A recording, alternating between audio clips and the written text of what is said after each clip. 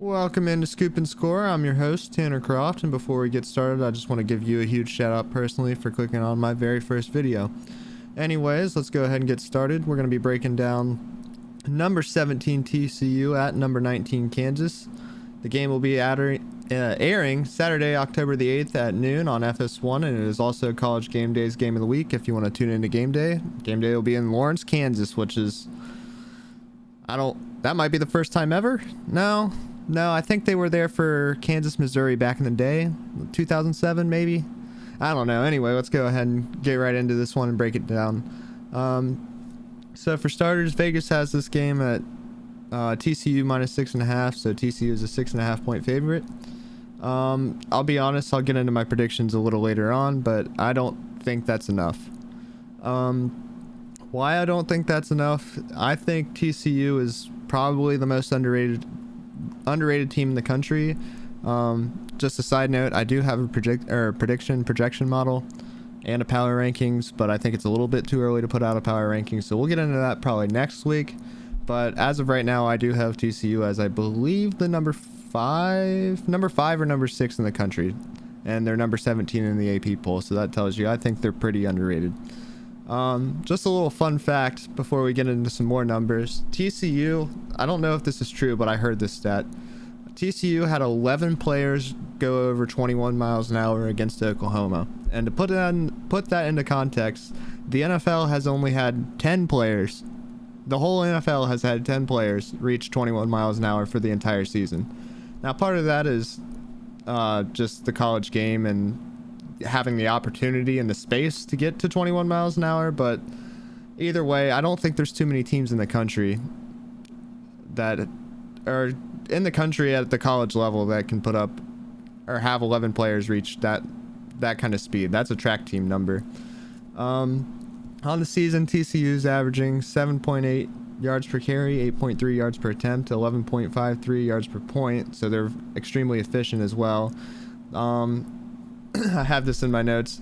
They're just explosive. TCU can score at any time and on any play. And then a few key players to watch for TCU are obviously quarterback Max Duggan. He's a Heisman dark horse for me. Haven't heard his name come up in too many Heisman lists, but he's a player to watch out for the rest of the season. Kendre Miller's got about 400 yards on the season, solid running back. And then Tay Barber is in my opinion, I think, just watching the film, I think is their fastest receiver, and he's definitely a player to watch out for against Kansas, because I think Kansas's pass defense is lackluster at best. So let's go ahead and get into Kansas a little bit.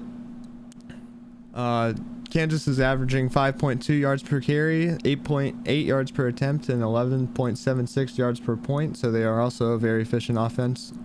Slightly less efficient than TCU, but those numbers are almost negligible. They're off by what, 0.2 of a yards per point. So both very efficient offenses. Key players for Kansas in this game are going to be Jalen Daniels, because he is the entire offense in my opinion. I think he's obviously their leading passer, quarterback Jalen Daniels, and then I want to say he's their leading rusher, or he's very close to being their leading rusher. I would have to look that stat up. I should have it written down. That's my bad. And then the key players in this game for Kansas are going to be the entire defense.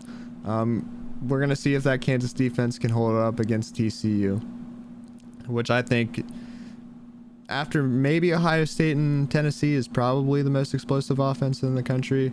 I want to see TCU play somebody good, because I don't think Oklahoma's defense is very good, obviously, based on what we saw the last 2 weeks against Kansas State, and obviously TCU put up 55 on them. So I do want to see TCU play against a better defense, but we're going to have to wait until at least maybe the Iowa State or Baylor game, because obviously it's the Big 12, and if you're a college football fan, you know the Big 12 doesn't really play defense. So let's go ahead and get into the model projections for this one. The model has TCU at 5.8 yards per carry, 10.2 yards per attempt, 8.6 yards per play. And it has Kansas at 4.5 yards per carry, 9 yards per attempt, and 6.4 yards per play. So it has TCU being quite a bit more efficient in this game.